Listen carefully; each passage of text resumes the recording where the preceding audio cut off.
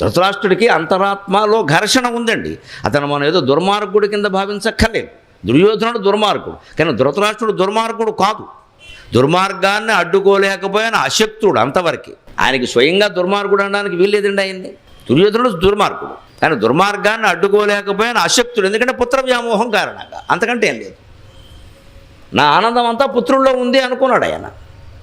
మనలో చాలామంది అలాగే అనుకుంటారు, మా అబ్బాయి బాగుండాలండి, మా అబ్బాయికి ఏమైనా అయితే నేను తట్టుకోవాలండి. అది వ్యాధి. ఎవరికైనా చూపించుకో వెళ్ళి. వాడికి ఏదో అయితే నువ్వు తట్టుకోలేకపోవడం ఏంటి? పెద్ద కబులు చెబుతున్నావు ఇక్కడ. పుత్రప్రేమ కదా, వాడిని కూడా జడగొడుతుంది. నీకేమైనా అయితే నేను తట్టుకోలేనని వాడు మొహం మీద అంటే మన్నాడి నుంచి వాడు బ్లాక్ మెయిలింగ్ మొదలు పెడతాడు. మా బాబు తట్టుకోలేడు. ఇక తట్టుకోవాలి, చాలా కష్టాలు తట్టుకోవాలి. నీకేమైనా అయితే ముందు తట్టుకోవాల్సింది నువ్వు నాయన. కన్నాం కాబట్టి మీ అమ్మ నేను బాధపడతామని చెబితే అది భగవద్గీత మనకు అర్థమైనట్టు లెక్క. అప్పుడు వాడికి అర్థం అవుతుంది, జాగ్రత్తగా ఉంటాడు. నాన్న జాగ్రత్తరా తాగితే తాగేవు కానీ కొద్దిగా తగరా, తాగితే తాగేవు కానీ అంటే గొమ్మె కొట్టక కొద్దిగా తాగరానా, తాగేకి ఏదైనా తినరా ఎన్ని చెబుతారో. ఇంకా తాగమని మానమని చెప్పరండి. తాగామంటే ఇంటికి రానమని తోసేస్తాను బయటికి, పైడిపర్లో అడుక్కోవలసిందని చెప్పాలంతే. అప్పుడు వాడు వింటాడు.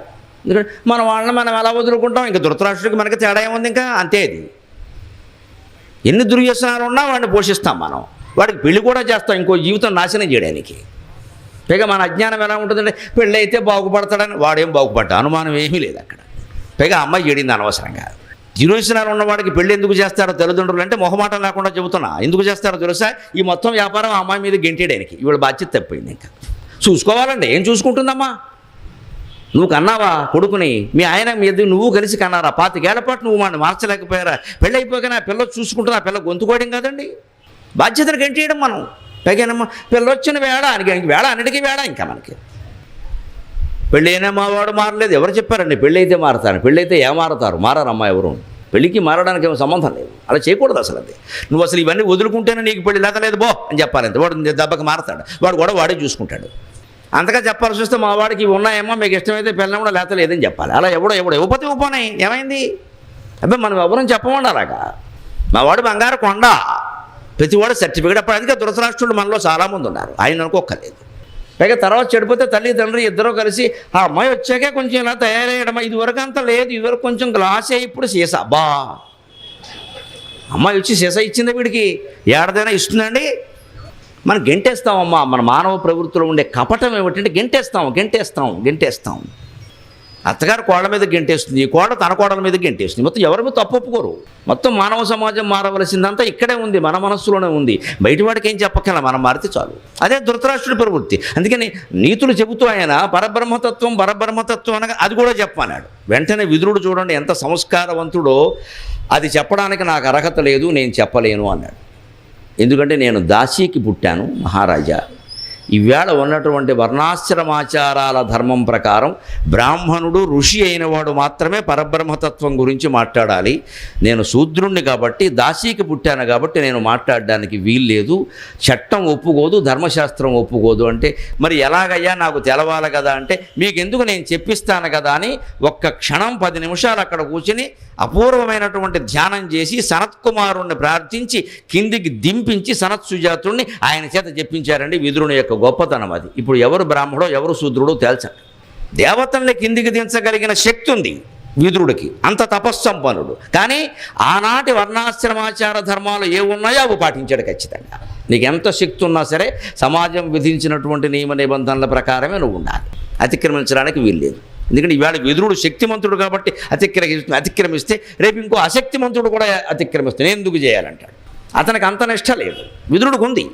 అందుకే ఆయన ఈనాడు ఉన్నటువంటి చట్టాలు సంప్రదాయాల ప్రకారం పరబ్రహ్మతత్వాన్ని గురించి బ్రహ్మజ్ఞాని అయిన వాడు బ్రాహ్మణుడు చెప్పాలి. నేను బ్రహ్మజ్ఞాని అయితే కావచ్చు, కానీ పుట్టుక రీత్యా నేను బ్రాహ్మణుడు కాదు. పోనీ ఈయన కాదనడానికి లేదంటే వ్యాసుడు స్వయంగా ఆయన పుట్టుక కారణమే. వ్యాసుని కుమారుడు బ్రాహ్మణుడు కాదా? కానీ నా తల్లి దాసి. నేను ఇప్పుడు చెప్పడం మొదలు పెడితే ఈ ఉపన్యాసాలు ఇలాగా మొత్తం రకరకాల వాళ్ళందరూ మొత్తం ఉపన్యాసాలు ఇస్తారు. ఇంకా ఏమీ తెలిసినా తెలియకపోయినా సరే నువ్వేంది మాట్లాడేది మేము మాట్లాడదాం అంటారు. దానికి కొన్ని అర్హతలు ఉంటాయి, తప్పదు, భరించవలసింది. ఈనాటి చట్టాలు అలా ఉన్నాయి. చట్టాన్ని అతిక్రమించని నేను గౌరవిస్తున్నా. అందుకని నాకు తెలిసినా సరే నేను చెప్పను మహారాజా, కానీ మీరు ఆసక్తి చూపిస్తున్నారు, కావాలంటున్నారు కాబట్టి నేను చెప్పిస్తాను అని అక్కడే కూర్చుని ఆయన ధ్యానం చేసి సనత్సుజాతుడిని, సనకుడు, సనందనుడు, సనత్కుమారుడు, సనత్సుజాతుడు అని నలుగురు వైకుంఠం కంటే పైన ఉండే సత్యలోకంలో ఉంటారు. వాళ్ళ బ్రహ్మమానస పుత్రులు. బ్రహ్మ వాళ్ళని పుట్టించి మీరంతా ప్రజాపతులై సంతానాన్ని వృద్ధి చేయండి, పెళ్ళిళ్ళు చేసుకోండి అంటే ఈ కర్మ మాకెందుకు వచ్చింది, లేనిపోను మళ్ళీ పెళ్ళని, ఇంగ్లీష్ మీడియం అని, ఎల్కేజీ అని, యూకేజీ అని, టెక్నో స్కూల్ అని, ₹1,00,000 ఫీజు ఎవడు కడతాడు? ఇదంతా ఈ గోల. ఇంత చేస్తే ఈ కొడుకులు కొరివి పెడతారో చదువుతారో మనకి తెలియదు, ఎందుకు వచ్చింది మేము చేసుకోమన్నారు. అందుకే బ్రహ్మదేవుడు కోపం వచ్చి వాళ్ళ నలుగురిని, బ్రహ్మదేవుడికి కూడా కోపం వస్తుందమ్మా, ఎందుకు రాదు? అందుకని కోపం వచ్చి, నేను చెప్పిన మాట వినకుండా ఉంటారా మీరు అందరూ ఎప్పుడు ఎన్నేళ్ళు వచ్చినా సరే 5 ఏళ్ల పిల్లల్లా ఉండమన్నాడు. అలాగే ఉన్నారు వాళ్ళు. సనత్కుమారుడు, సనత్సుజాతుడు నలుగురు కూడా 5 ఏళ్ల పిల్లల్లాగే ఉంటారు. వాళ్ళకి అపారమైన జ్ఞానం ఉంది. వాళ్ళ వయస్సును బట్టి వాళ్ళని తక్కువ అంచనా వేయద్దు. నఖలు వయస్ తేజసో హేతు అంటాడు భర్తృహరి. నఖలు వయస్ తేజసో హేతు. వయస్సుకి ప్రతిభకి సంబంధం లేని విషయాలు లోకంలో చాలా చూస్తాం మనం. చిన్నపిల్లలు అద్భుతమైనటువంటి శక్తిని ప్రదర్శిస్తారు, జన్మాంతర సంస్కారం. అటువంటి సనత్సుజాతుడిని పిలిపించి ఆయన చేసి చెప్పించాడు. అగో ఆ సనత్సుజాతీయం 3వ రత్నం. వ్యాసుడు తిక్కన గారు భారతం ముగించాక వ్యాసుడి గురించి ప్రార్థన చేస్తూ, ఏదో రాశానయ్యా స్వామి, నీకు నచ్చిందో లేదో అని అంటే, తిక్కన గారి పుణ్యం వల్ల వ్యాసుడు కళ్ళలో కనపడి, నా 3 రత్నాలు ఏం చేశావు అన్నట్ట. అవి నీకే వదిలేశాను అన్నట్ట. తిక్కన గారు వాటిని అనువాదం చెయ్యాల. ఎందుకంటే కొన్ని మంత్రశాస్త్రపూతమైనటువంటి విషయాలు తెలుగు పద్యాల్లోకి మనకు తోచినటువంటి మాటల్లో అనువాదం చేసి రాసేయకూడదు. వేదం అటువంటిది, ఉపనిషత్తులు అటువంటివి, భగవద్గీత అటువంటిది, విష్ణు సహస్రం అటువంటిది, సనత్సుజాతీయం అటువంటిది. వాటిని సంస్కృతంలో ఆ భాషలోనే చెప్పుకోవాలి. ఊరికే భావం చెప్పాను కదా అంటే కుదరదు అక్కడ. అవి మంత్రపూతమైనటువంటి అక్షరాలు. వాటి వెనకాల బీజాక్షరాలు ఉన్నాయి, శక్తులు ఉన్నాయి, మహిమలు ఉన్నాయి, మంత్రశక్తి ఉంది. వాటిని ఆ భాషలో, దేవభాషలో అలాగే చెప్పుకోవాలి. మనం కూడా విష్ణు సహస్రం కానీ, భగవద్గీత కానీ, సనత్సుజాతీయం కానీ ఇలాంటివి చదివితే సంస్కృత భాషలో అది తాత్పర్యాలు చూసుకోవచ్చు. కావాలి తాత్పర్యాలు రాయొచ్చు, అర్థం కావాలి కదా. కానీ దాన్ని తెలుగు పద్యాల్లోకి రాశామంటారు చాలామంది. భగవద్గీత చాలామంది తెలుగు పద్యాల్లోకి రాశారు, ఒక్కటి కూడా వెలుగులోకి రాలేదు. మీరు గమనించండి, రాదు. తిక్కన గారు స్వయంగా రాసిన రాదు, ఆయనకు తెలుసు కాబట్టి రాయలేదా గొడవ లేదు. మొత్తం భగవద్గీత 700 శ్లోకాలు ఉంటే అక్కడ తిక్కన గారు 7-8 పద్యాల్లో మొత్తం సారాంశం చెప్పేశాడు. శేష పద్యాల్లో చెప్పేసి అంతటా యుద్ధం ప్రారంభమయ్యాను కొట్టుకున్నాడు, మొత్తం గొడవ లేకుండా. ఎందుకంటే ఇది తెలుగు పద్యాల్లో ఎక్కదని తెలుసు ఆయనకి. ఎందుకంటే తెలుగు పద్యాల్లో చెబితే తిక్కన గారి మీద ఉండే గౌరవంతో అది కంఠస్థం చేస్తారు, కానీ భగవద్గీతకు ఉండేటువంటి అసలతత్వం తెలియకుండా పోతుంది. విష్ణు సహస్రము అంతే, తిక్కన గారు అనువాదం చేయాల. శుచియును హంసుండు శుచిషత్తు పరముండు అని 4-5 శేష పద్యాలు రాసి వదిలేశాడు. 1000 నామాలు కలిపి అందులో ఊరికే ముఖ్యమైన పెంచుకొని 10-15 నామాలు చెప్పేసి వదిలేశాడు. మీరు అందులో చదువుకున్నారు. సనత్సుజాతీయం కూడా అంతే. ఆ 3 రత్నాల్లో ఒకటైనటువంటి రత్న రాజాన్ని గురించి మనం చెప్పుకోబోతున్నాం. యస్య స్మరణ మాత్రేణ జన్మ సంసార బంధనా విముచ్యతే నమస్తస్మై విష్ణవే ప్రభవిష్ణవే శాంతాకారం భుజగశయనం పద్మనాభం సురేశం విశ్వాకారం గగన సదృశం మేఘవర్ణం శుభాంగం లక్ష్మీకాంతం కమలనయనం యోగి హృద్యానగమ్యం వందే విష్ణుం భవభయకరం సర్వలోకైకనాథం. క్షీరోదన్వద భంగ భంగములలో శ్రీదేవి కన్పాపలో స్వామి క్షీరోదన్వద భంగ భంగములలో శ్రీదేవి కన్పాపలో నీరేజాసన సృష్టి జీవకళలో నీలాంబర వ్యాప్తిలో నీరేజాసన సృష్టి జీవకళలో నీలాంబర వ్యాప్తిలో సారోదార కవిత్వ సంపదలలో సత్యము ధర్మములో సారోదార కవిత్వ సంపదలలో సత్యము ధర్మములో నీ రూపం వగుపించు నిర్మల గుణ నిర్వాణ నారాయణ. క్షీరోదన్వద భంగ భంగములలో శ్రీదేవి కన్పాపలో నీరేజాసన సృష్టి జీవకళలో నీలాంబర వ్యాప్తిలో సారోదార కవిత్వ సంపదలలో సత్యము ధర్మములో నీ రూపం వగుపించు నిర్మల గుణ నిర్వాణ నారాయణ. ఇది మా అమ్మగారు విష్ణువు మీద చెప్పమంటే చెప్పిన పద్యం. అమ్మ విష్ణువు ఫోటో ఎదురుగా నా మీద అస్తమానం పద్యాలు చెబుతావురా, దేవుని మీద చెప్పరా అంటే చెప్పాను ఈ పద్యాన్ని. అలాగే ఇంకో రోజు ఆవిడ పుట్టినరోజు వచ్చింది, క్షీరాబ్ది ద్వాదశి. అప్పుడు కూడా అమ్మ పుట్టినరోజు కదా అని 80వ ఏట 85వ ఏట కూడా ఇంట్లో 10 మందిని పిలిచి హడావుడి చేసి ఏదో చేసి ఆవిడకు చీర పెట్టి మీ ఇద్దరం దండం పెడితే పరమానంద పడిపోయి పద్యం చెప్పరా అండి. అయితే నీ మీద అస్తమానం నా మీద చెబుతావు, దేవుడి మీద చెప్పను. అయితే ఏం చెప్పమంటావో చెప్పమన్నాను నేను. విష్ణుమూర్తి యోగనిద్రలో ఉంటాడు కదరా, ఎందుకుంటాడో చెప్పండి. తల్లి ప్రశ్న అండి, కొడుకు చెప్పడం నా అదృష్టం నిజంగా. నేను అడిగితే ఆవిడ చెప్పాలి. మరి చిన్నప్పుడు నేను అడిగితే చెప్పింది కదా. అప్పటి వాళ్ళు మా అమ్మ కాదండి, నా వయస్సు ఉన్న వాళ్ళ తల్లులు అందరూ అంతే గొప్పవాళ్ళు, తండ్రులు కూడా. ఎంత గొప్పవాళ్ళు అంటే మా అమ్మ 3వ తరగతి చదివి మానేసింది, మాకు 8వ తరగతిలో లెక్కలు చెప్పేది ఆవిడ. అంత చదువు అది.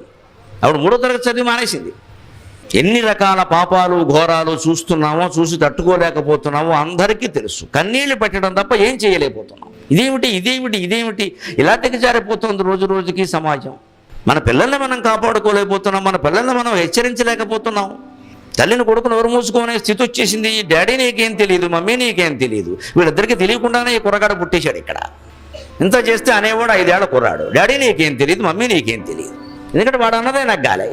ఇదే కలి దుశ్శీలము అంటే. దీని ప్రభావం అగ్నితాపం కంటే ఎక్కువ.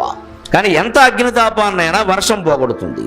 భవదావ సుధావృష్టి పాపారణ్యదవానడా అంటారు లలితా సహస్రంలో. భవదావ సుధావృష్టి. ఈ జీవితం ఒక దావాగ్నిగా మారిపోయినప్పుడు అమ్మవారి యందు భక్తి అనేది సుధావర్షంలా పనిచేస్తుంది. భగవద్భక్తి అంత గొప్పది. అందుకని మనం ఈ 9 రోజులు వినాయక నవరాత్రుల పేరు మీద భగవద్భక్తి గురించి చెప్పుకుంటాం. నేను చెప్పినా, పెద్దలు మైరవలపు వారు చెప్పినా, ఇంకొకరు చెప్పినా అంతా అదే విషయం చెప్తారు. ఈ పండుగలు, పబ్బాలు, ఆరాధనలు 9 రోజులు, తర్వాత 10 రోజులు, తర్వాత 20 రోజులు, ఇవన్నీ ఎందుకు అంటే ఈ రకమైనటువంటి కాలక్షేపం లేకపోతే మీరు గమనించండి, ఈ సమయంలో ఈ సభ లేదనుకోండి, ఎవరెవరు ఎక్కడుంటారో వారి అంతరాత్మకే తెలుసు, నేను చెప్పక్కర్లేదు.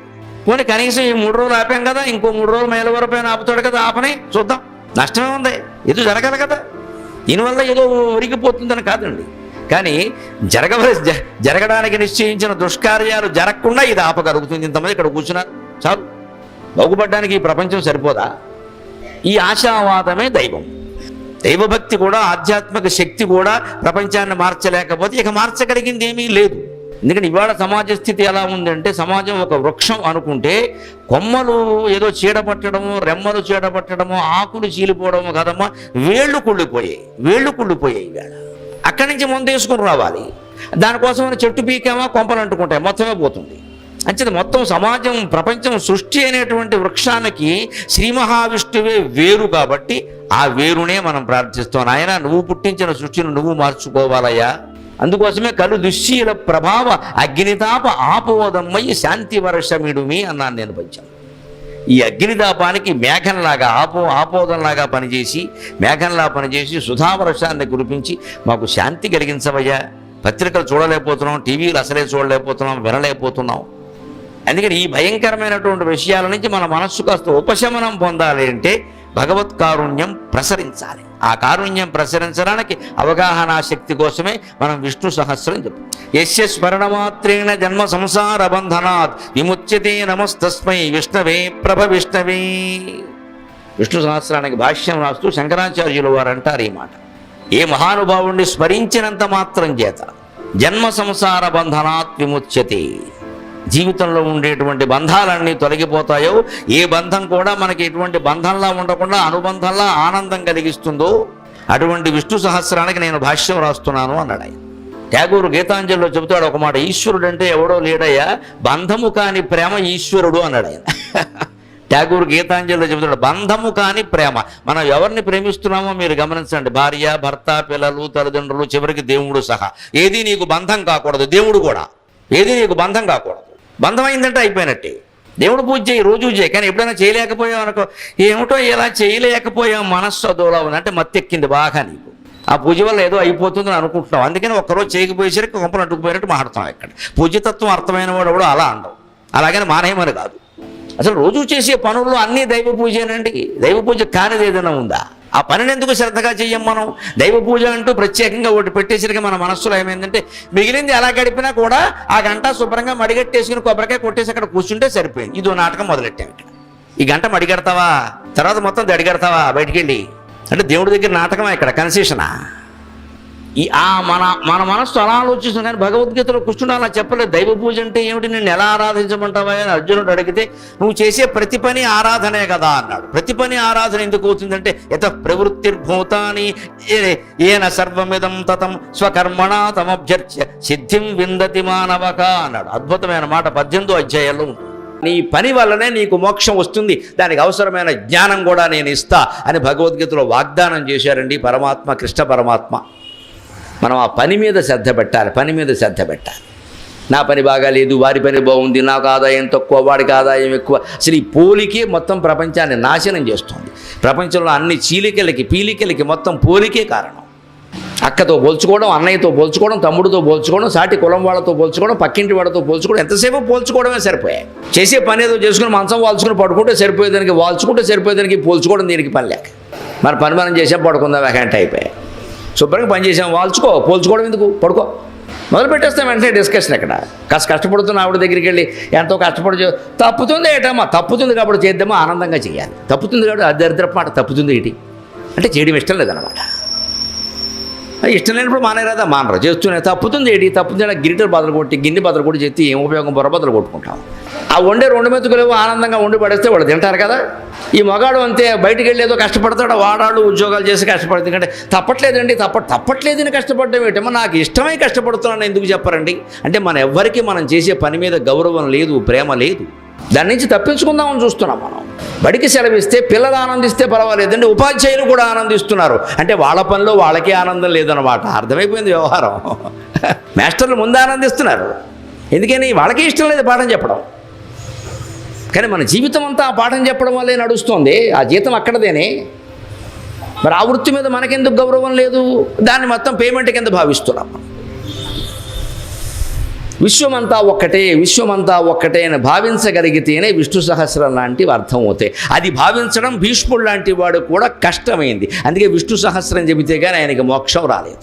స్మరించినంత మాత్రమే చేతనే జన్మ సంసార బంధనాలు పోతాయని చెప్పేసి విష్ణు సహస్రం ప్రారంభంలోనే పెద్దలు చెబుతూ ఉంటే, జీవితాంతం కృష్ణస్మరణ చేసినటువంటి భీష్ముడికి మోక్షం రాకపోవడం ఏంటండి?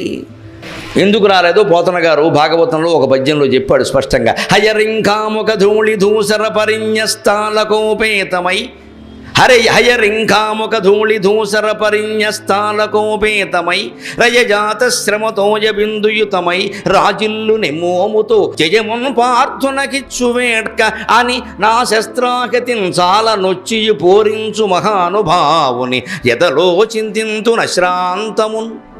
విష్ణు సహస్రం చెప్పడానికి ముందు 10వ రోజు యుద్ధంలో పడిపోయిన తర్వాత తాతగారు ఎలా ఉన్నారో చూద్దామని కృష్ణుడు, పాండవులు అందరూ ఓసారి వెడితే, యుద్ధం ముగిశాక వెడితే భీష్ముడు అప్పుడు కృష్ణస్తవం చేస్తున్నాడు, కృష్ణుడిని స్మరిస్తున్నాడు. త్రిజగన్మోహన నీలకాంతి తను ఉద్దీపింప ప్రాభాత నీరజ బంధు ప్రతిమాన చేలముపజిన్రంజిల్ల నీలాలక వ్రజ సంయుక్త ముఖారవిందము అతిశేవ్యం వై విజృంభింప మా విజయం చేరెడు వన్యకాడు మది నావేశించు నెల్లప్పుడు హయరింకాముఖ ధూళి ధూసర పరిణ్యస్థాలకోపేతమై రయజాత శ్రమతోజ బిందుయుతమై రాజిల్లు నెమోము జయమున్ పార్థునకిచ్చు వేడ్క అని నా శస్త్రాకతించాల నొచ్చియు పోరించు మహానుభావుని ఎదలో చింతింతున శ్రాంతమును కుప్పించి ఎగసిన కుండలంబుల కంతి గగన భాగం బెల్ల కప్పికొనగ కుప్పించి ఎగసిన కుండలంబుల కంతి గగన భాగం బెల్ల కప్పికొనగ ఉరికిన నోర్వక ఉదరంబులోనున్న జగముల వ్రేగున జగతి కదల చక్రంబుతో తెంచి చనుదెంచు రయమున పైనున్న పచ్చని పటముజ్జారా నమ్మితి నాలావు నగుబాటు చేయక మన్నించుమని క్రీడి మరల దిగువ కరికి లంఘించు సింగంబు కరణి మరసి నేడు భీష్ముని చంపుదు నిన్నుగాతు విడువు అర్జున అనుచు మద్విశిఖ వృష్టి తెరలి చనుదెంచు దేవుండు దిక్కునాకు.